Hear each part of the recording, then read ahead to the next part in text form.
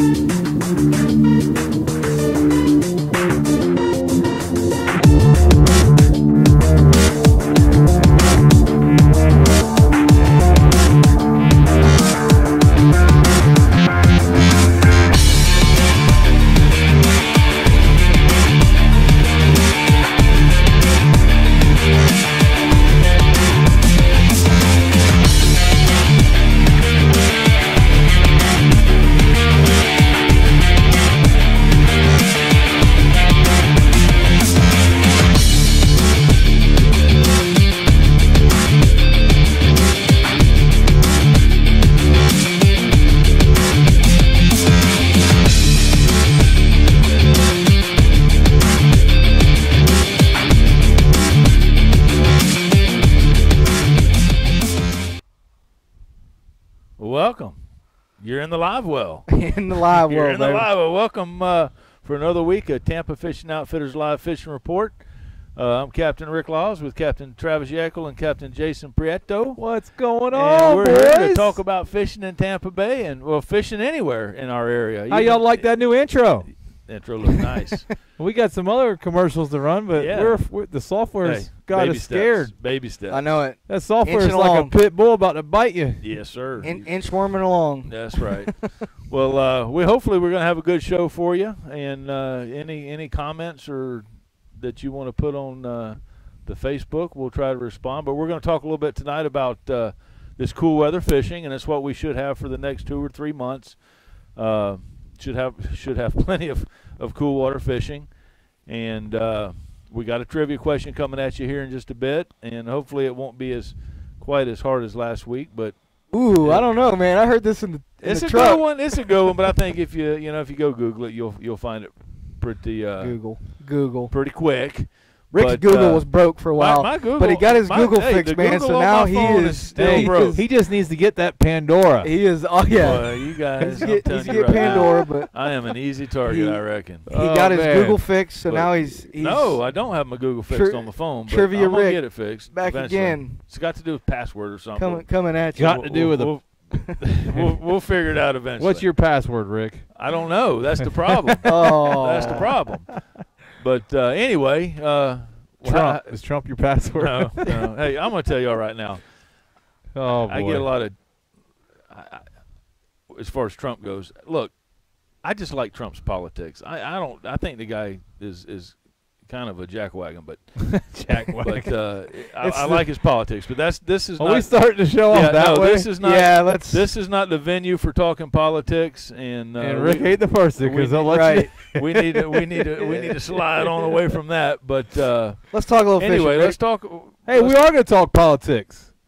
I hear that the three jackwagons, I'll use your word, that were messing with the sharks and Oh, yeah. Yeah. dragging sharks Yeah. and taking pictures with Hey, birds yeah. and Game over, boys. yeah. And that's Hopefully. yeah, Hopefully. that's kind of controversy and controversial. Oh, that's There's really no. bull. And To me, you there's know no what- you know what ticked controversy me on off that, the most? like, in terms of. Now let me I tell you. agree. Let me It tell you should- something. What that's- ticked me you off real shouldn't be fast doing about that dude is I'm watching the news and I see it, and I look at the guy's mugshot and he's got this grin on his face like it's funny, like Yeah. it's games. I'm Well, like, come No, on, but it man. did bring a lot of controversy because I saw some stuff on Facebook about it, and one of the comments was, so it's okay to catch a shark and kill it, but you can't drag it behind the boat. And I'm thinking, what? Do you really need an answer to that? I mean, Yeah. it's all about being Look, humane. them guys just in case general, by case. Case Yeah. by Take case. the There is a shark out of certain it. way. Well, yeah, I mean, You know, or I mean, whatever, we but- all eat. Well, most of us eat cows, but they take a 22 and pop him in the head. You don't see them dragging cows down the road. I drag mine down the road. I mean, it really But tenderizes anyway, yeah, meat. those kids need some direction, and I think that they need a good old butt whooping is I what they think- need. I I think mean, they're fixing to somebody get some when they were direction. younger. yeah. I mean, honestly, it's not even that one incident. If you just look at the Oh, they did whole some ordeal, horrible- There's definitely a track and it's record. like it's just an attention getter is what it Yeah, is. They're just well. doing it. There's no Poking, reason. poking, yeah, poking. yeah. I mean, Well, they're just cruel. So. it is. You it ain't is. lying. So Anyway, hey, yeah, we're all three against that. So yeah, it was just wrong. to throw that out there. just yeah. So we're done with politics then. Well, let's talk a little fishing, man. we talk a lot of fishing today. I, A little. I've been on the water through these last couple cold fronts, and the bite has literally just kind of been up and down. There's plenty of fish around, and to be honest with you, like we sort of already done No, we want you to be a honest. little intro here. But the weather's been nice. It's been cold in the morning, but by lunchtime at the latest, it's beautiful. Right. You know, Low very wind. very pleasant to be outside. Yeah. You get a little bit of wind, the cool air. You get some sun heating everything up, and the fish sort of respond to that almost in the Dude. same fashion. You know, when you start taking your jacket off and you're kind of like, man, getting a little warm. They start letting That's their, normally they when start the letting their- fish getting a little warm, getting a little They warm. start letting their guard down. Now, But- let me tell you something, Travis. You are basically polishing a turd right now. There's 3 cold fronts in 5 days. There's nothing really good can come out of that. And we had a 10-degree water temperature. It's called Oh, it'll optimism. be good next it's week. Optimism. It's going to be good next week. Let's just be honest here. yeah. Well, I mean, but keep it real. That's what we do here. Well, no. But my point is that you can still go catch plenty of fish. You just have to know when to go. Listen, I You know? fished last week. And I can promise you what I did, or you, or Rick last week, it's going to be real hard to pull that off. Well, I fished yesterday morning, and like I said, it was tough in the morning, but by 10:30, 11 o'clock, it was Well, and it warming up, depends. and you can still catch some fish. It wasn't like the springtime or you Yeah, maybe Or like last week. the last part of the Depends on fall what there. you're fishing But for, what too. it's going to do is, like we've talked about, is it's going to push these fish into the areas that we've been wanting to go fish for. Yeah, it's And setting it so- up for a great pitcher. But the My pitcher point was ain't is so great those this areas week. that we Right. fished over the last several weeks are those areas. And even though we didn't catch a lot of fish, it was nice to be able to see the clean water, see where the fish were, know that they were pushing into these areas. They were sitting there. They didn't really want to eat real well in the morning, but come lunchtime, you know, they were ready to go. We caught fish, you know. So as we get through them, you know, the fishing's going to get better and better. These fish are going to start to get acquainted to the water and, you know, the temperature and the area that they're in. I find, you know, a lot of times it's kind of like hit or miss. When fish move into the area, it may be, you know, they go crazy for the first week you fish for them in there. And sometimes it takes them a little while to kind of Right. get settled in, figure out where they're at, what they're going to be feeding on, what times they're going to be feeding, and, you know, sort of grow into an area. And so that's been really, for me, the optimistic side of it is that I know that's coming. Mhm. You know, like I'm fishing in the morning, and I'm not picking up my clients till 11, you know, 10:30, Right. 11. I'm going to go out in the morning, catch bait, give myself plenty of time, come back, you know, get the boat washed up, and let it warm up a little bit and roll out. That, I you mean, know? that's the best case scenario to do. You know, I fished Monday, and I tell you honestly though, like my expectation, I woke up at 6:30 Monday, and I woke up to some boat issues, so I had to call Jason Thompson, and What's wrong- actually, What's wrong with that old Mercury? oh, it ran, it just didn't stop. Oh, we Mercury. got it squared away. We had a shift actuator messed up on me, but so I called Jason, and he just throwing the his Huh? he's Your Suzuki his done whole that? outfit. Your Suzuki ever My done that? Suzuki His does Suzuki that. My ain't Yamaha even- ain't never done that. I ain't His never done that. Suzuki ain't hit a couple $100 yet, but Oh, I got to bet. pick it up tomorrow. Aliphi again. Thanks, Beagle and Aliphi Marine. They got me in and out. Got the part. Had to overnight the part, but no big deal. Got it squared away. But I woke up to issues, and I woke up to 30 degrees. It was freezing. Actually, they pulled up when I took it to Jesse at Aliphi. So that the problem had occurred when it was super cold when the They had motor Grove warmed heaters up. fired up. Huh? Did they have the Grove heater Well, he on? pulled a report on the engine, and the outside temp sensor. He was pulling the the report to send in for warranty. It said 32 Put my degrees. jacket on? It said 32 degrees. He goes, yeah, I think it was cold this morning. Wow. But I had to run out of Gandy, which I'm not a big fan of, and I had to go snatch his boat up. You know, it was just a cluster. And I got over there, and I stopped at one marker, and I had shrimp. I said, I'm not going to throw the net. And I went by, and I marked a ton of bait, and I said, I can't go by that without trying to throw one. So I got about 200 baits. And we actually caught a variety. We caught about 15 fish in 4 hours, just fish docks. I had no water. And I was surprised. I tell you what we did do is we caught more on shrimp than we did on whitebait. Now, we're going to contribute a little bit of that to my customers because they were fishing docks, and they just wasn't paying attention. The whitebait's going to swim. The shrimp's going to stay in the strike zone Right. more. But we caught snook. We caught sheep's head trout, redfish. We got catfish. We got ladyfish. We got jacks. I mean, we had Action. a smorgasbord of fish on a day that I'm thinking this is going to be a train wreck. Yeah. I mean, it's funny how that happens sometimes, and then you have a day you think you're going to crush them, and you get out there and yeah, struggle. and so it worked out good. And but my expectations were low. The week before, you got a 42, I got a 44-inch snook. We Right. had great days. I got some great video out of the deal. It was just, everything was clicking. So the weather dictates what you do with fishing. Absolutely. Charter. That's probably one of our biggest problems besides boats breaking is weather. We have to go around and deal with not so ideal conditions. And that's anybody fishing. I mean, if you're fishing on the your days off or the weekends, you're doing the same thing. You're trying to figure out what to do with the weather. And Well, that's honestly, that's why the attraction to me, not so much as a captain is, but before I started doing this years ago, that's a challenge to if you go man. out, if you go out and catch fish every time you go fishing on every cast, fishing's going to get boring. So having to deal with the different elements is, to me, is what makes it fun. It's like I'm a big golfer. I like playing golf on days that's not they're your perfect day because you have the other elements that you're dealing with. And Right. it makes you better. It's a challenge. It But definitely make you better. we do got a couple comments here from Scott. Any bull reds, any flounder? Personally, I can say nope on the bull reds and yep on the flounder. Yeah, we've caught some nice flounder. Been a good flounder year. I don't not- even target flounder really. Not really and, targeting them, but we have really caught some nice doormat flounder, I'd say, in the last 3 weeks. I took a trip and did a kingfish trip offshore.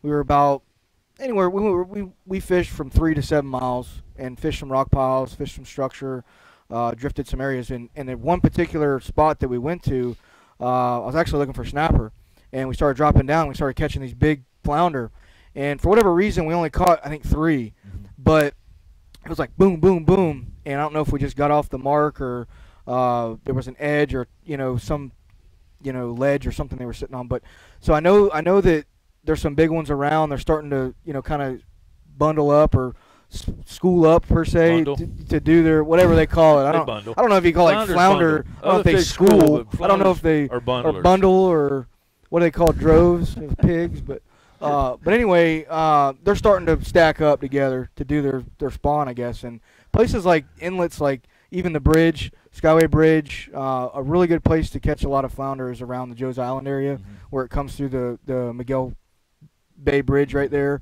And even on the other side on the rock jet, it's a real good place to catch them. But we've been getting them peppered in these shallow sand, grassy, flat areas where the sand holes are. And we've been getting some nice ones too. So they are around. It's just not something that we've been, going, hey, man, let's go catch a limit of flounder. Yeah, flounder is bycatch. That's people ask me. It is bycatch for us. Definitely Bycatch. There are times, like you said, you can get on these wrecks in the summertime. I think that's their main spawn. I think. So you get them on the wrecks, and I've hit them just out of the luck of the draw, like on a wreck or something, and you just start whacking them. It's very rare. You got some updating computers. I know, man. Well, we got the couple that we lost our. We're good. We lost our deal momentarily here for the comments, but one of the comments on there was how's the grouper in the bay right now, and that's the beautiful thing about as this weather does get cooler, our grouper bite in the bay actually gets better. So, but then you get to where it's cold, and then it's not as good. Well, but I'm talking right now. I mean, we got it's good. And I haven't fished them, but I know historically, right now with what we're having, is good grouper fishing when your temps get where they're at right now. I agree. I think you got a small window right now, and then it's going to get just too cold. And in my experience, I'm not an excellent bay grouper I'm not fisher, either, but I've caught my fair share of them, and I used to be better. I don't know if I was better. I did it Probably more. did it more. Yeah, and I've just gotten away from it a little bit. No way that you were not as good as you are now. I'm just. Well, I think I'm just putting it out I know there. there's something y'all know I don't know. I'm just wondering. I am sitting in the middle here. So, We're talking fishing. hey. He's pumping me up like that's what I do, man. That's what they're calling it these days. That's what I do. I appreciate that. No, I haven't done it as much, but with the pressure on inshore, I was actually thinking to myself today, I was like, I really need to start concentrating on doing some more of that grouper stuff. Yeah. I'll be honest with you, the grouper fishing with customers is a challenge because using a free line pinfish to free spool them off the ledges and stuff, you really got to get a feel for it. It's kind of, I don't know if I call it advanced fishing, but it's medium in the middle. Yeah, definitely. And sometimes, and if you don't get that bait running right off the ledge, then grouper ain't going to come out that far and get it. There is some options on cut baiting them at times, but the threadies right now, there's not a bunch of threadies around. Yeah, and the ones I've seen aren't big ones. So the small ones, I don't know. I just don't like using the small ones. They're all mush and stuff. But it's something that I'm going to start looking at. You can troll too, which is something that a lot of guys end up doing. Do what? Troll. Yeah, I don't do that. Troll. Yeah. Well, that's your opinion. But it's very productive for a grouper, especially. That's a fact. I don't troll. Especially that's right, me and you both. It's something that you can catch a lot of grouper with, and a lot of guys it's productive. I just don't do it. Especially if you got a group of guys that maybe on not so pleasant day where it's out there rocking and rolling, you can troll some of these shipping channels and still catch fish. I'd rather help you roof your house than troll. It's close with me on that so one. in case y'all didn't pick it up, these two guys right here. Yeah, we don't troll. No If trolling. you want to troll, go with Travis. No trolling. Hey, I'll do whatever you want to do. Before we, and that's true, we will. Before we get going any more on fishing, we do need to stop real quick. Stop. And talk about what's going on this weekend here. And you have the info on that. It's. I do. Yeah. For Tampa Fishing Outfit. Yeah, we got Daiwa Days, Daiwa right? Dan's going to be here on Daiwa Days. Yeah, I and think they're also got a bunch of other sales. It's going to be this Saturday. Okay, I'm used one that got the. Well, used is I the got to one pull it that's off the got Instagram. I was going to do it on the Okay. second segment, I'm sorry. but I'm you sorry. put me on the spot. I'm so. sorry. We'll get that on the second segment. But this. But we're it is gonna- this Saturday. This Saturday This is Saturday. Daiwa Days. Dan from Daiwa is going to be here. We have a bunch of stuff going on. It should be a fun ordeal. And also this Saturday is something we talked about last week. In fact, we kind of designated the whole show to it. Is the Fishing for Hope out of Metropolitan Ministries. We had Bill Miller here last week with us, and he gave all the information on that. But it's going on this Saturday, Metropolitan Ministries. Man, take your canned goods, and since it's for Christmas, it's not just food. You can take toys, anything that's kind of holiday related. Take it, and if don't take old toys. Take new stuff for them to give out to the kids and everything. But food's definitely a part of it, and there's our flyer for that. Man, Sink the boat. Yeah, Sink the boat. we're probably going to be there. I don't know y'all's schedule. I'm going to try to be there. I had to. I rescheduled a charter, so I think, and I go every year. Yeah, I don't. I've got a charter booked. I don't know if I'm gonna be able to get out of it, but if I'm not fishing, I'll be there. Yeah, it's a. Do you like that voice activated I'm deal not there? sure. I don't. Yeah, she's talking to us. She's talking. Sounds hot. Yeah, so it's a great event. You guys stop by. Bill Miller will be there. We should be there.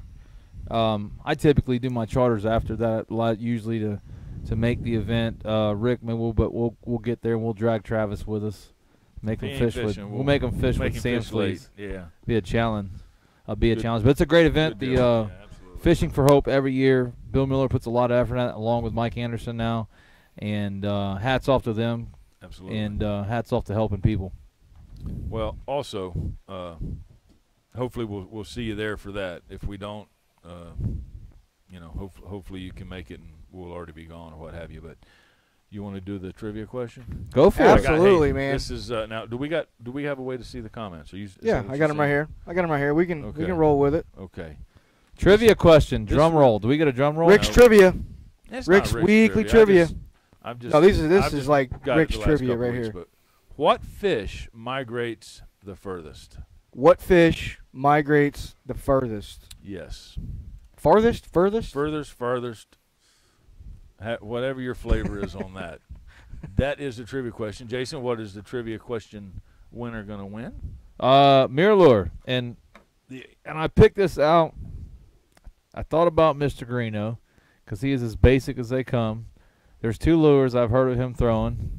One is the old redhead white mirror lure. Actually, one would be the gold spoon.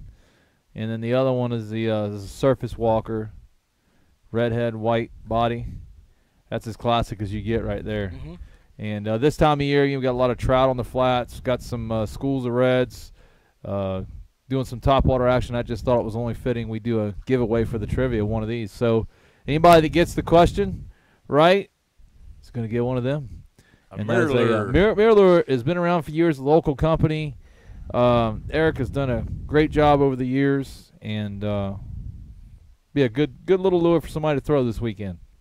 Not even close, guys. We're watching you You here. guys aren't even close on this. Not I even- can give a not shout even out to close. Dave Montague. I saw Dave Montague on there. What's up, Dave? That's Dave Montague took me, and I caught my first tarpon with Dave Montague. This model here, mirror lure, is a 16 MR11, and my pawpaw swore by a 52 M11. Yep. It's a little bit different. It's same color, but a little bit different. can't. Little bit different bait. Every time And, I send man, Eric did an he- email for product, Did man, he swear by that thing? Woo. Dude, they got the most complicated number system. Yeah. Yeah. Like he's They like, could what definitely do you want? I was simplify like, this one. I'll send them pictures. Like this one, that one. Like I don't know. That one looks good. I don't know the number. Nope. So- you got to think outside the box on this trivia question. It's a good one. Yeah, What fish listen, migrates the farthest? The furthest? Farthest. Not real whatever. sure on that, but we'll make it work. Well, the computer said furthest, Oh, I will go with that then. and I'm down with that. but I think it sounds better if you say the farthest. Salmon, Farthest? whale, shark. I don't know. Well, shark is not It a. real well in English. It's Shark's not a not a shark, and fish. it's not a whale. Not a shark, not a whale, not a salmon, not a redfish. That's a good one. But, It's something crazy. Just I'm gonna throw that out. There ain't tarpon either. I thought it was tarpon. And they migrate a long way. Yeah, they do. I tell you another one. Here's a hint for you. Hold on. Let's talk about sharks are not fish technically. So just throw any Okay, kind yeah. of shark species out of the window. The average size of this fish is 2 to 2.5 foot long. 2 to 2.5 foot long. Yeah. And we got another clue, but let's let them dig for a few minutes because absolutely. I like the one you gave me. Sort of open your horizon a little bit. Dude, I But, wouldn't have got that. I mean, if my I life would've never depended got on it, it I either. might as well just go ahead and I'd have never got I'd be it. done. Yeah. Game over. I tell you another one that has yet be really No, started to grow in no, popularity. No, by the way, everybody's What's that? wrong so Yeah, far. we don't have the right answer. But They live over 85 years. what's that? The answer to the trivia question.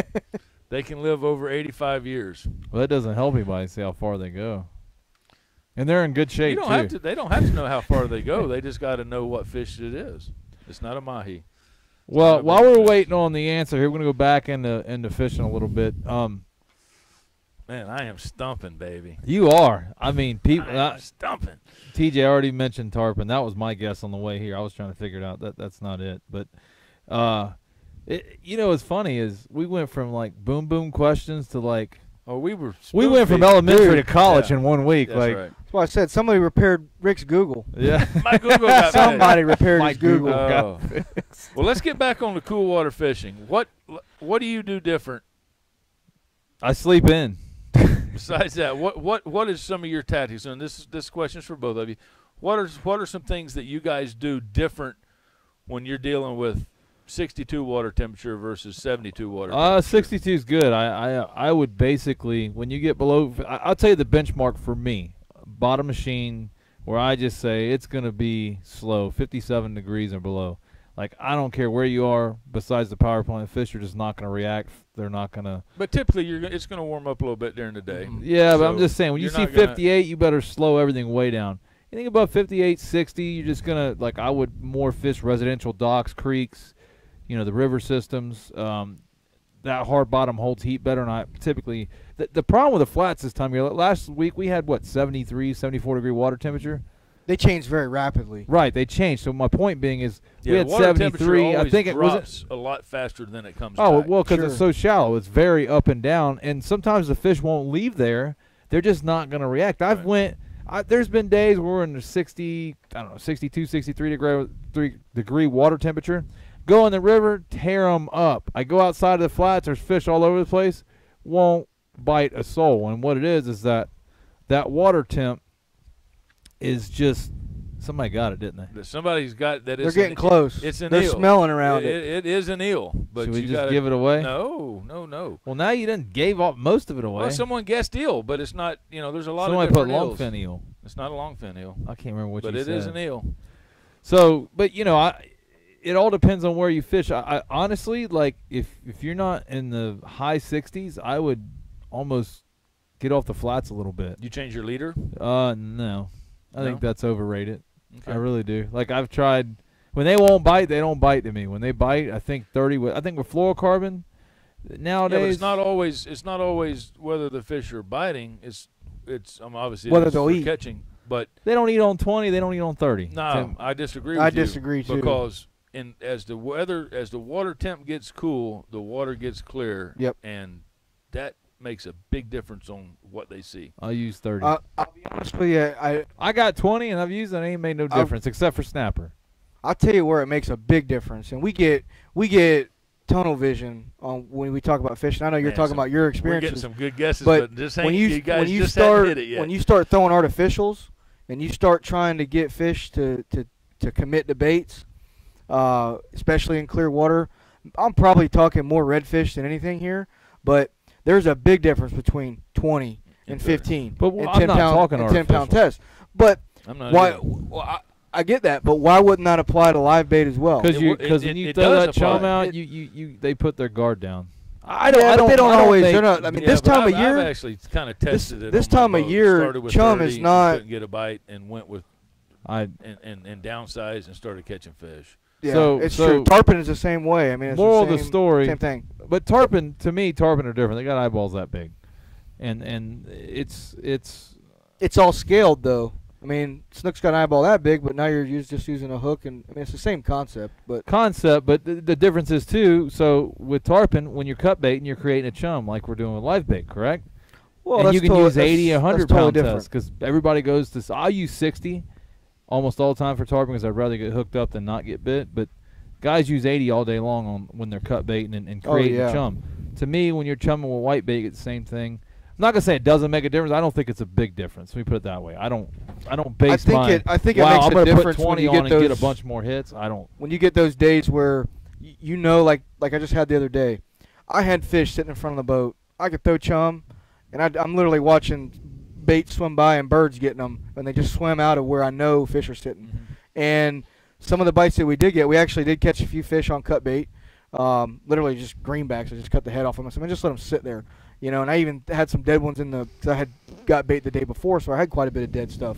And honestly, we caught several fish on dead bait, maybe because of that reason, where they were just loafing around on the bottom. I know, especially with snook, and these are smaller snook, but that's what they'll do. They'll just lay their belly on the sand and just They're kind of cold. cruise around and wait and just pick up them little scraps, and that that's makes sense. that's in the normally cooler, how, cooler weather too. you can kind of pick them away like that. But if they're not wanting to respond, like you said, with chum or whatever, it can make a difference sometimes. Without a doubt. Fish by fish. I'm not talking about you're not going to throw out there and instantly start catching one every cast, but you may start picking away some of those fish that have sort of, brought their guard up, per se, for the conditions or whatever they're feeling that day. Well, let me throw it this way. I don't So- think it's a big difference. It ain't gonna hurt to downsize your leader.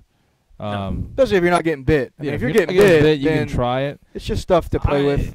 It hadn't been a big deal for me. Everybody fishes different. I will tell you that when you do get them real cold days and you want to go fishing and you get out there and you really need to know water temperature, because water temperature, good example, I was saying how cold it was Monday. We had water temperature 64 degrees. I'm putting my hand in the live. I'm like, well, this isn't that cold, but I'm freezing because it's, it was just, it's been so warm. So knowing what your water temperature is how you adjust your fishing, not air temperature. Because We got a winner. We got a winner. Who we Yep. get? Wesley Samuel Hamilton. Got it. Got it. We got a Wesley, winner. You've got the European mirror eel. lure. The fish that migrates the furthest is a It's a European European eel. They go all the way from Europe down to South America, up the east coast of the United States, up into Nova Scotia, and then back to Europe. Daggone. That's a long way. That's a long way. That's a long way. But, well, you said you gave us a mileage on the way. What was it? 3,100 miles. Jeez. That's a long that's- way. That seems like that's more than that. Without But getting that's eaten? That's what the That's a long way to get that's go what the without computer getting said. eaten. Yeah. And I'm not no fish genius. I found it on the computer. I never even heard of a You European guys eel. Google fix. But anyway, He got his Google fixed. That's pretty Wesley funny. Hamilton, you got a mirror lure. Mirror lure, All buddy. you gotta do is Come on in. come on into Tampa Fishing Outfitters and pick her up. Pick her up. Pick you up some cool stuff. If you come in this Saturday, they're having a bunch of deals. We'll throw that out there one more time. I believe it's Daiwa Day, and there's going to be several other partners. Maybe Penn or somebody else is be partnered with this. Okuma. Okay. Okuma's gonna be They do one, going up each Saturday. There's a sale at Tampa Fishing Outfitters, and they'll sort of showcase one manufacturer over another, et cetera, et cetera. And so this weekend is Daiwa, along with a host of other great products. So if you're in the area, come check it out. We got some really good deals, and then Mr. Wesley, come on in and get your free lure, man, and pick up some other stuff for the stocking. But yeah, cold we're water, gonna have clear Daiwa. water. Let's get back on the cold. We're gonna cool have. water stuff. Hold on, I got the official information here. There you Final go. Holiday Vendor Expo 12/16. Daiwa, Okuma, Z-Man. I don't even know how to say that. I never even heard of that. But Whoa! Savage Gear. Time out. You never heard of that? Them? Heading? Heading? I've never heard of that. You ever Are use you a Zara kidding me? Spook? Not Son, really. where were you born? I just. Are you I- from I know- Planet I know- X? I know. I've heard of Never Zara heard of Spook. Head. Are you from Wow. Planet I haven't. X? Well, you Sorry. don't throw That's- artificial. that's so why you don't that's use why 10-pound I'm test- an artificial guy. Oh, But, see now, yeah, is see? this where you roast me in the show? Yeah, or what? well, This is where, hey, Whatever. We knew All right, we were gonna- Headden's we knew we here. were gonna get to this Bomber. point I've heard of eventually. everything else there, but Hedden, sorry. Sorry, I'd throw Z-Man. Shameless plug. But no, all these guys are going to be here. It'll be a good event as usual. I don't know, are they doing the free beer deal or is that? No. I don't know if they're having the boot. I The don't know beer if you can trucks. go 2 weeks in a row on that deal. Those guys didn't make it home. So it's a liability at this point. But it'll be a great event. Stop in this weekend. Go to the food drive in the morning on your way back. Stop in here. Come see the boys over at TFO. They'll get you taken care of. It'll be a great event. But yeah, you know, the fishing in the winter is all pick your days. People I see people go out on days where I don't want to be there, and I have to be there because I got somebody from Wisconsin that's here that thinks the weather's actually not bad to them. Yeah. So, and I'm going, man, this is gonna be a train wreck today. It's gonna be tough. Pick your days, guys. I mean, you got, you know, if you just want to go out and fish, I get it. But if you're going to pick three, I always say to my seminars, if you got 3 or 4 days to fish for the month, whether it's budget, time, whatever, pick 3 or 4 good days. Mm-hmm. Go out there and have the and get the experience, get the full experience. Fish around the fronts. Fronts and water temperature is huge this time of year. Mm-hmm. We get a front on average, I think it's about every 8 days on average. In the winter. On the summer, I think it's 1 every 17 days. So there's a lot more changing and in the weather. Those fronts don't make near as much difference either. No, and they're weak fronts. You know, so these fronts are strong. They're bringing high pressure, low pressure. They're bringing and they're drastic. Extreme. They're bringing big change. Yeah, extreme our temperatures. first real on hit. them, and if you do go fishing on them real cold days, I'll tell you what we do and what I do, and it works real good. Our sheepshead spawn's about to happen at the end of January, and I caught a sheepshead the other day fishing with shrimp on docks. A lot of your wrecks, a lot of your docks can start holding a lot of big sheepshead. I've seen a lot of sheepshead around through the summer this year, which makes me believe we're going to have a really good sheepshead Just year. mirrors his microphone. Look like it's in his nose. Well, I mean, it does. Why do you wait till halfway through the show? But sheepshead is one of the few fish that they don't really get affected. You guys are bad. You guys are bad. So I'm trying to keep it, you know. Go. You got it. Roll. So, you know, going on the real cold days, sheepshead's going to be a real good bite. Give us your plan there, Mr. Outfit Suzuki. Oh, man. Well, I'll tell you what I like fishing in the wintertime is I do like throwing artificials. If I've got I don't want to label anybody, but you know, some whole hardcore guys that want to get up early. It don't matter if it's snowing. Let's go kind of deal. Sounds like Travis. I'll get up and I do like throwing artificials in the morning. You know, something we don't talk about on this show a lot, and partly because most guides' businesses it doesn't apply. But I really like wading personally. If I'm going to go out fish, I like getting out of the boat and wading some of these flats and some of these sandbars. Redfish, you're not going to find. My opinion, you're not going to find a lot of big schools right now, but you will find sandbars. You're going to find bellies and little ponds back up in some of these areas along the South Shore. They're going to hold some fish. 3 or 4 fish maybe here, a couple fish here. Some of these bigger snook, they'll be laying in some of these potholes. Hopefully some bigger ones that they're not getting affected by any of these major cold fronts that we potentially could have. But it's a good time to get out, check on some new area. We got spring around the corner, and what I like to do is, and I always find a couple nooks and crannies every year in the wintertime that maybe I didn't know they were right where they were at, or I hit them on that perfect negative tide where you could actually see a trough or some little belly in a flat.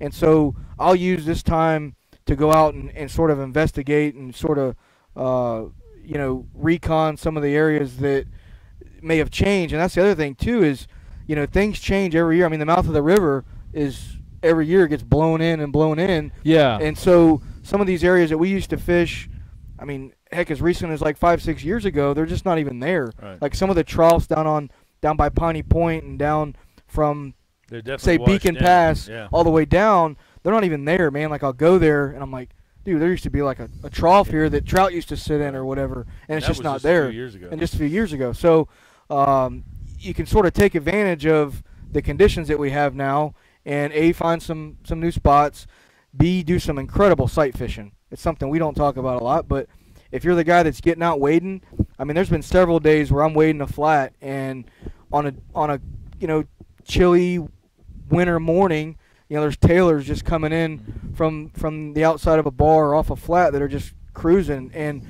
redfish, they don't get affected quite as bad as snook. No, not near as bad. I mean, they'll eat on those really cold days. Yeah. They'll get up there and they'll start eating crabs and bit. shrimp. Now, and they will get slow. A lot of times they're belly crawling or tailing in real slow, and a gulp shrimp, if they're acting kind of funny, you can dead stick in front of them. I'm a big DOA cow guy, so I like throwing the cow jig. My favorite color is 313 gold glitter, and I've caught all different kinds of fish on it. I always talk about it. But between those two soft, I guess you consider golf a soft plastic, but a gulp and a couple packs of cows, throw in the pocket, I'm good to go. I can kind of cover everything, and then I always like having a top water. Now, just for when if that bite fires up or they start blasting some glass minnows or something, you can go to that approach. In the wintertime, obviously you're fishing slower. 100%. Yeah. If you're using artificials. Now, let me ask you this. Do you guys tend to go with smaller baits in the winter? I just take what I can get. I think it depends, man. I like smaller bait, but I just take what I can get. If you get white bait, you can take whatever's on that marker that day. Right, if you're live bait fishing, right. But here lately, it's been a wide range of baits. I'm okay with the small bait that we've been getting. We had the problem with our bait, and we've talked about it all year. Well, since the storms, we had a late spawn, the latest spawn I could ever remember, and I'm sure somebody older than me or fished longer than I have can maybe tell me different, but I don't remember having a spawn in late September on bait. No, that was definitely weird. Throwing a 1/4-inch net at the marker is fine, except for when the tide's ripping. Then it's a problem, and that's what we're having to do. I don't mind that smaller bait. I think it's my theory. Seems to sometimes in the wintertime work a little better. It does. I think it works a little better. It's a little harder to cast. I think them fish can digest it easier. I think you'll catch more redfish when you have the smaller white baits in the rivers. They may not eat as much in the wintertime either. What do you mean, the redfish? Yes, any fish. All of our fish. Yeah, I just think the smaller bait works better. I think you get more of a variety. There's a school of thought that they'll rather use their energy for digestion. I could see that. I could see that. For staying warm versus I metabolism. I believe in the winter. Metabolism does slow down so much. In my experience in the river is that when they're gonna eat good, and when they're not gonna eat, it's kind of one extreme. It's not. They're not gonna eat. It's gonna be work. Well, and the interesting thing about the river, and it's something that I think about every year, is there's places at certain times of the year where there's a lot of bait in the river, right at the mouth of the river and stuff like that. But in general, there's no white bait past, I'd say the first 300 yards of the river. Right. I think that's why it's no so effective. no natural, bait fish or big schools. Now there's finger mullet and shad and mud minnows and stuff like that, but greenbacks not really. So I think when we go up in the river and you get one of those days, I think them fish just are like, whoa, like what just happened, which I think helps the river bite. But you're talking about the smaller baits. I'd say the one thing that bugs me about it is I end up having to use corks a lot, and I am just not. It works and I'll do it. Oh, you don't like throwing corks? But I'm not a cork guy. I'd rather free line a bait, and so he was that eating sort of them up the one day. He was next to me about a month ago, and I was catching that sort of corks. gets me. And I'd rather free line too, but you got to do. I like it. I like the Cajun Thunders, man. They work. I'm a big fan of them. The Cajun Thunder, they just sent me another box because I was out, and I love them. What I don't like is customers. I always tell people with the Cajun Thunder is I can tell when the bait's about to wrap up on the cork, and that drives me nuts. That's a big customers that can't tell. I tell them it's like walking a dog on a choker. You kind of give them a little chug, kind of put them where you want them to go. Where you see that cork start going like this, just pop that cork, and you'll kind of disorient that bait, and then you also attract that fish. Getting customers to do that, so I have to deal with tangles, but they catch fish, man. I will tell you that I don't catch as much on them once this water gets really clear like it is now. That's where I was going with it. Yeah, no, I think it's a mental thing, I know. Exception for trout. But trout's a totally different, sort of a different animal, the way they feed and the way they get fired up. But there's been several days, just tower fishing. Like we'll get in the tower and I'll stand. Of course, I'm like the tallest point you can get on the tippy toe of a rod holder, like up there, and it's amazing, even the shadow that you cast with your tower, the shadow that you cast with your rod when you're fishing. And we were talking about different, leader diameters, if you will, different strengths. And you can kind of watch it. Now, like if you take like 60 pound on a real clear day, not a lot of rip on the water, and you throw it out there and just kind of drag it across, you'll see a black line across the sand. Obviously, the thinner it gets, it kind of disappears, And I think that all kind of goes in with instinct and fishing. Like we talk about clear water, cold water. Every little scenario, every little area that you're in is going to be a little bit different because if you don't have that ripple on the water, we've pulled into those coves and, man, it's blowing. Let's go into this cove over here. There's got to be fish there. You pull in there, and, yeah, there's fish there, but it literally looks like you're looking in an aquarium. And you're like, yeah, just cast and stand there. Like, don't even move, My theory on that is if I can see them that easy, they can probably see me. I think the X factor of that is chum them up, baby. If you can get them fired up, if you can get them fired up, game on. But it does it. The winner and Tiger's putting ducks all over the screen, so I'm just assuming he wants to talk about duck season. I don't know. Listen, you guys in this duck thing, and I know I got probably a little trouble last year, but I don't get it. You guys get all camoed up in the middle of the freaking mangroves. You're trying to hide. Man, I run by these things and I'm almost hitting them off my tower. Why don't y'all just get up the front and start going crazy with some birdshot, right? Am I talking? Yeah, you're talking a little crazy. He's a little crazy. I don't. I'm just thinking. I'm just thinking. I mean, listen, man. I'm just thinking, what are you guys hiding for, man? You got bushes hanging out your boats. You got stuff all over your face. I don't get it. Am I missing something here? You don't get it. Jason just does that to catch bait. He didn't. He's just trying to match everybody. I was wondering what all them palm fronds and shit hanging out the back of your boat was. Oh, hey, we need to answer a question here. I saw about where's a good place to fish without a boat. Now I saw it in here somewhere. That's a loaded question. That is a loaded question. Give us an area. Give us an area. Yeah, that was it depends, Vong Lure. On, if you live in St. Pete, I don't know any of those places, but I do know that there is some good fishing from shore in Simmons Park, especially this time of year. You can do very well in Simmons Park from the shore. There's certain times of year that if you want to catch mackerel, man, get yourself on top of that Skyway Bridge, and you'll catch more mackerel than I'm gonna have to. Lifetime. I'm gonna have to take a guess. He's talking about wade fishing because we were talking about wade fishing. I'll throw one out there for wade fishing. Simmons Park's a good place to wade fish. Pretty easy access. There's some. Absolutely. Heck, when I was a kid, the furthest south canal, we used to go in the park.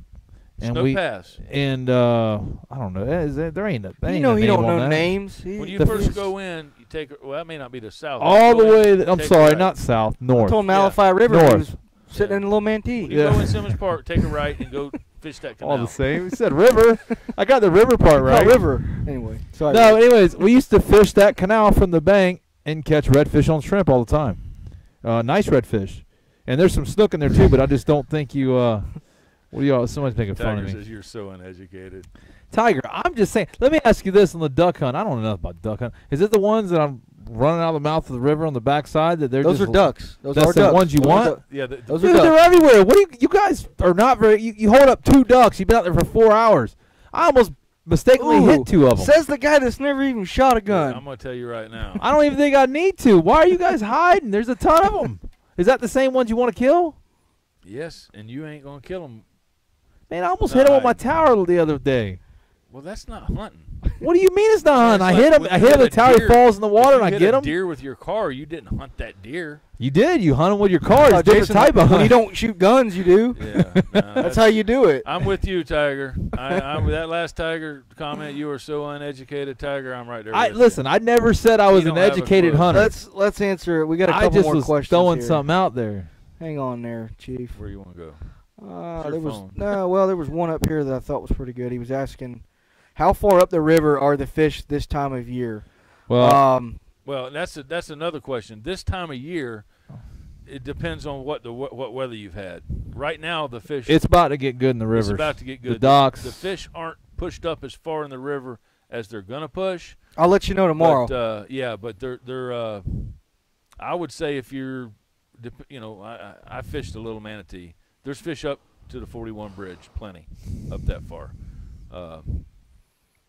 Alafai River, maybe you guys are a little more familiar with that. Yeah, that's G14 classified. If I started talking about that, I'd really have to. I fished the Alafai some. It's the same thing as a little manatee and Hillsborough River. The difference between Hillsborough River and Alafai, there's not the natural cuts and creeks that you have. I mean, Alafai River is like straight, pretty much. With there's one major difference between the Alafai and the Hillsborough, and the Alafai River is a naturally giant spring-fed river. Yeah, all that comes all the way from Lithia Springs, and so This time of year, Well, there's actually no fish in that river.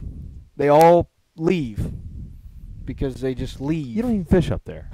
What's No, he talking about? The Alafai River is like one of the best rivers to go catch snook in. Yeah, it around holds in a lot our of area snook. It's because got a lot. of the Well, spring. I don't know if I said So hills. they'll but go I was all the way up. comparing it. Palm River. Palm River's a I good, was good one. comparing it to like Little Manatee because Little Manatee's full of creek. I really like the Little Manatee. I like its natural creeks, awesome tide flow, natural great bottom. You go to the Alafai, there's plenty of fish. Don't get me wrong.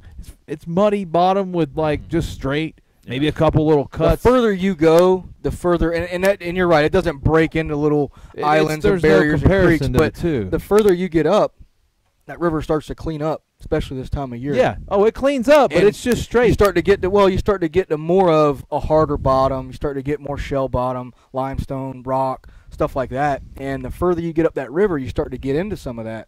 Now I'm talking small boat stuff, and some of these edges and these they're basically like caverns, and these bigger fish, even schools of fish, will get up in these My wife's these parents areas. Man, live it's pretty gnarly. If you do some research on the Alafai River, there's quite a few guys that fish up that way, and I'm talking way up the river. A good friend of mine does it, and you can really see some really neat stuff getting up those rivers, especially this time of year. Yes. My wife's parents live about 10-minute idle past the King's Ramp, way up there. I mean, it's Yep. and they've got snook, and I tell you what, they have a lot of that we don't have a lot of in the Little Manatee.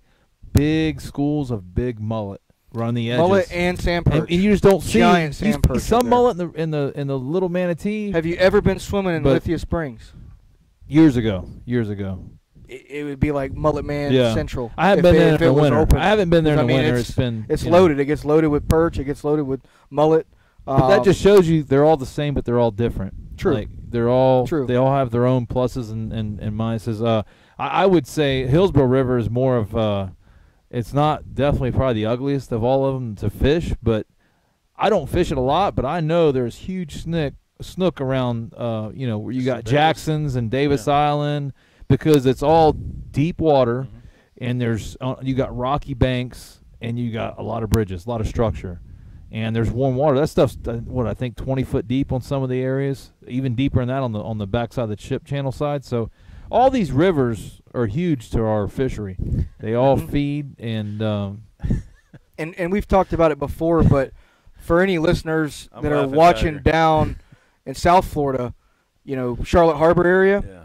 you can almost take sort of what we do this time of year and it's funny because as spring approaches and summer hits, we kind of work our way out just with the fish, and we'll fish more Gulf and beach and tarpon and all that stuff, and as wintertime comes, we'll all push back in, and it's that similar pattern of fishing in any of these estuaries. And I always parallel, because I do a lot of fishing in Charlotte Harbor, but it's the same thing down in Charlotte Harbor. It's a very similar type estuary. It's a very similar fish pattern where they go. Now, obviously down there they've got a lot of stuff we don't have, like Bull Bay, Turtle Bay, Widdens Creek, catfish.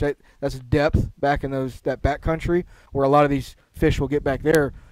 Cockroach Bay is like all we've got. Cockroach Bay, Joe's Island, maybe a little Bishop's Harbor. there's long But- runs. But there's we long have runs. no I mean, depth, in terms of water. There's no giant ponds no water where you depth. can, run across a shallow flat and end up in I would a pond. that you compare can the only fish thing for I 2 would hours. the only thing I would say you can compare, and it really doesn't. But the closest thing here would be St. Pete, Fort DeSoto. That's a good area. Yeah. Yeah, I could. Yeah, but I could it's see more that. populated. We're like Boca Grande and all that is like there. You don't see a lot of houses. Where Right. you go to St. Pete, they got the big bomb holes, and if you can burn a flat and drop in them holes, the fish are going to Yeah. be there. But it's heavily populated. So you see a lot of houses. There's a lot of jet skis. A lot more going on. Like you said, Wittens Creek and a lot of them areas down there. And if you don't know it's what the just bomb flats. holes are, tell them what the bomb holes are.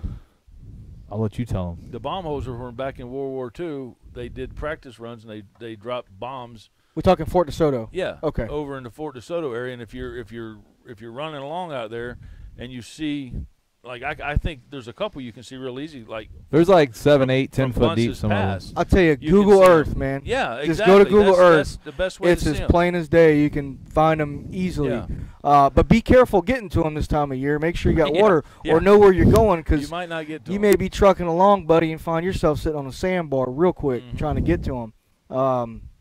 But kind of adding to our conversation here and a little bit what we're talking about, I'm going to fall back on some of this wading. And guys that like to wade, like to get out of the boat, maybe it's kayak, maybe it's, take a basket of live bait with you, maybe it's take a backpack full of artificials. But adding to why it's a good time, you don't have a lot of guys running the flats, live bait guys coming up to you, fishing islands, stuff like that. A lot of those areas, to some degree, are inaccessible by bigger boats, most charter captains, stuff like that. And so it's a great way to get out, get away, and really get on some fish that nobody can really get to, because most of the places that I'm talking about, you've got to walk, across a little sandy area to get to the pond, or these potholes through some different areas. So that kind of adds to what we talked about, and Jason said it was polishing a turd, and on some level it is. But the point is you can still get out, man, and there's the fish are around. You may not catch as many. You may not, wreck them and catch that trophy fish, but you can certainly get out there and see some really cool stuff that you won't see in the spring or in the summertime when the fishing is good, And I want to answer Joshua his question he asked about fluorocarbon leader. I don't fish that area, Joshua, but I would have to go out on a limb and tell you, yes, I'd always go fluorocarbon. I think it gives you a little bit better of an edge. And one thing I want to mention about fluorocarbon, we were talking 30 versus 20 versus blah, blah, blah earlier. I will say this, Heroes fluorocarbon, you can take 30 of another and 25 or 30 of that, and it's equal to a lot of the other brands, and a 25 as far as the thickness. But it's supposed to be 30-pound strength. Okay. And their line is really good. They have a really good fluorocarbon. And the other thing I like is they sell it in 200-yard spools. Mm-hmm. So it's some good options. Another area somebody mentioned here was Picnic Island. I don't fish up that way much. I know they do have some. I saw that. I didn't know there was. Yeah, there is, but it's super shallow over there. Super shallow from my experience. Wouldn't call myself an expert by any means up that way. Manatee River was a question mark. The only thing I've been in the Manatee River is the very mouth of it. I know at the very mouth they've got some very nice spool islands, the whole big snook, just these little tiny islands that I've fished that are some huge snook, and I know on the outskirts of it. As far as going up in the river, I know that they do real good on tarpon, juvenile tarpon. I've done a lot of fishing up in the Big Manatee, way up past 75, and it can be very good. Yeah. Yeah, I don't fish up that way. Probably it's been years, but it can be real good. And it don't really matter where. Well, it does matter where you go, but no matter what region you're in or what part of the Bay Area you're in, if you spend enough time, because all of these rivers have fish in them, and I think Palm River would get more attention if it just was not so far out of the way. I remember when I was a kid, you say Palm River. My dad, I remember going over the 22nd Street Causeway Bridge there, and you look out where the old the crab shacks used to be, and all you see is tires and junk in the water. And they've cleaned it up. There's good fish. Oh, there is. Up past Maydale. There is. But you know what? It's kind of like the kitchen. There's good fishing, but man, there's a lot of catfish. I mean, if you hit the wrong spot, you're gonna be on them. Speaking of the kitchen, I was reading our comments. I'm trying to load something here for you guys, but Scott Autry asked about Whiskey Stump, and that's up in the kitchen area where I like to fish a lot. Just north of it. And you can get into Whiskey Stump, get behind Whiskey Stump. Be careful. You can't come in through the main part of the sandbar coming up, but you can hug the beach side, coming around the north part of Big Bend there, and you can come down that beach, and you'll actually find a little trough that kind of cuts off into that main pond to the west of Whiskey Stump. And then if you get a little bit higher tide, I'd recommend trolling motoring around to get in there. But anybody that hadn't been in there for years, there's a rock jetty they built. There's a rock jetty. There's also, and this is probably something that probably most people don't know if they've never been on a negative tide, but there's also a boat that is sunk. It's probably, I don't know, maybe 150 to 100 yards off of the second island, not Whiskey Stump, but the next island, and it sits straight out to the west of that, to the northwest of it. And I know several guys have hit it because I've been up there on really low tides, and you can see where boats have ran through this old boat, and it's sunk up there. So just be careful around in that area. I would recommend if you've never been there, go look on Google Earth. Look at the darker parts. That's going to be your deeper water. The white parts are going to be the sand. And, ease up there into the darker parts of the map or the chart and troll the motor or idle through the sandy areas based on the tide. But you can get in there on Google low Earth tides. is a good tool. 100%. It's a great tool. Somebody asked what your name was, Travis. What's that? Who's the guy? They That's said the the short White guy Knight. in the middle. That's the White They Knight. said the guy in the middle. That's What's the Captain g- Travis Yaeckel. What's the guy's name in the middle? I got a lot of different names. You want his real name or what we call him? But yeah, most people call me Little Travis. Napoleon. little Napoleon. But all in all, guys, pick your days. I mean, Travis is giving you best when he's telling you fishing this week. He's giving you the best to do with what you're dealt with. But Right. these weeks like this, to me, are transition weeks, which are really tough. I think we're going from fish are moving around and they're trying to adapt to in that water. You want consistent, whether it's cold, hot, or cold. When you got the mix, everything's moving around to figure out. Transitional fish are definitely hard to kick. Yeah, because they're not sure what they're going to do. They're not settled in right. yet. Yeah, they're not really used to their conditions, and I think that's what we're feeding. kind of. I mean, luckily, which I obviously I'd like to fish this week, but I looked at my calendar and I had to move a trip from Tuesday, move my Saturday, and then I got Monday in. I don't have. It's the slowest I've been in a while this week, but then next week we get at it again. So I'm actually just looking forward to this weather. Kind of, it Hopefully needs to it get a little stabilizes. warmer. I mean, I walked outside midday and I was thinking, man, I'm kind of glad I ain't fishing today. It was pretty cold, and it's always colder on the water. So What are you doing, I Travis? don't have a keyboard. I just air keyboard it. It's all right. just We got a new talk. outtakes. I was trying to load it, but we'll run it next week, guys. We'll run it next week. Well, let's do a wrap her up. quick recap.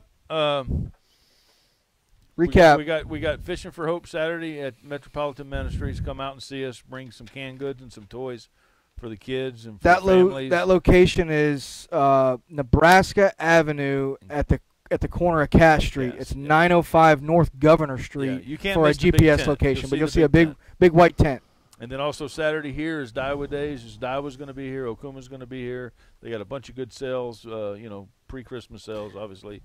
And come in here and check it out. This is a great store. If they don't have it, you don't need it. Rick, somebody wants to go fishing. 813-601-2900. Real Simple Charters. Travis, somebody's already asking about you. Instinct Fishing Company, 813-830-3474, or check me out on my website, www.fishbyinstinct.com. And Captain Jason Prieto, Steady Action Fishing Charters, 813-727-9890. Guys, we do gift certificates. If you are looking for that perfect present for your significant other or friend or whatever, we all offer gift certificates, and you don't even have to shop. You just send us an email, give That's us a right. call, and we'll get you taken care of. Also, real quick, guys, we are extending the CastNet photo contest. We're going to give it a little bit more time, get some more photos on that. We kind of decided, but in the next probably week or two, we are going to pick a winner for that. So stay tuned. You still got some extra time to submit your pictures. I'm going to go ahead and flash that on the screen before we go, and you can check that out. So go to Tampa Fishing Outfitters Fishing Show Photo Contest. It's a group. You can go there, join the group. That's going to let you add a picture to it, add your favorite fishing photo, a little short story, like and follow our page and our Make YouTube yourself a channel, humpback. and you could get yourself a humpback. All right, man. Until next week, everybody be safe on the water, and we'll see you then. Out.